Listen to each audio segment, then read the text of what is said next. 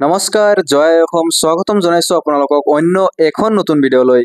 তো আজিৰ ভিডিঅ'খনত আমি নতুন ৰেচন কাৰ্ডৰ বাবে আবেদন কেনেকৈ কৰিব বা কি নথিপত্ৰ লাগিব এই বিষয়ে আলোচনা কৰিব ওলাইছো।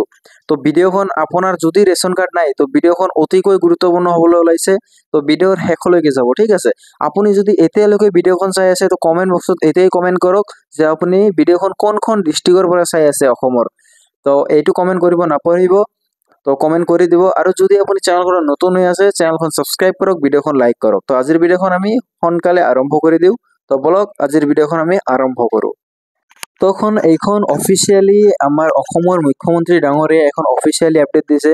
তো আপুনি দেখা পাই আছে 19,92,167 জন গৰাকীক নতুনকৈ হিতাধিকাৰী ৰেচন কাৰ্ড দিয়া হ'ব, ঠিক আছে।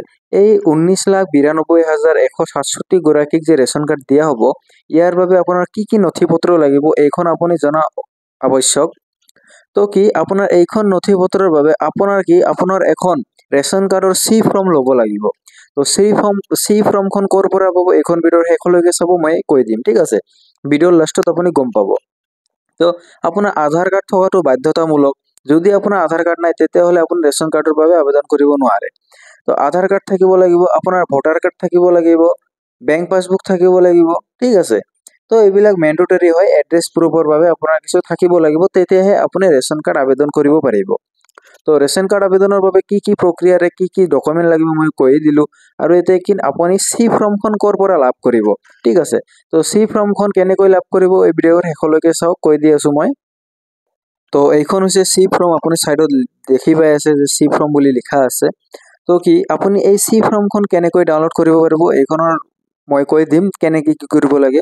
প্ৰথমে এই ডকুমেণ্টখনৰ আপুনি ইয়াতে আপোনাৰ হেড অফ ফেমিলি কোন হয়, middle name, mothers name, father's name, এইবিলাক জেনুইন বস্তুহে আপুনি অকল ফিল আপ কৰিব পাৰিব। যদি আপুনি বেছি গম নাপায় তো আপোনাৰ ওচৰে পাজৰে থকা CSC চেণ্টাৰত গৈও আপুনি এপ্লাই কৰিব পাৰিব, ঠিক আছে, আবেদন কৰি দিব পাৰিব। এইখন দিয়া আছে, ইয়াতে যি সদস্যৰ নামখন অন্তৰ্ভুক্ত কৰিব পাৰে ইয়াতে আপোনাৰ ফটো লগাব লাগিব, ঠিক আছে, আধাৰ কাৰ্ড নম্বৰ লিখিব লাগিব। তো আপুনি কেনেকৈ লাভ কৰিব সি ফৰ্মখন প্ৰথমতে এইখন আপোনালোকক দেখাই দি আছোঁ। প্ৰথমত আপোনালোকৰ মোবাইল স্ক্ৰীনত যায় যিকোনো এখন গুগল ক্ৰম ওপেন কৰি ল'ব, ঠিক আছে। গুগল ক্ৰম ওপেন কৰাৰ পিছত ইয়াতে আপুনি সাৰ্চ কৰি দিব ration card C from Assam বুলি সাৰ্চ কৰি দিব।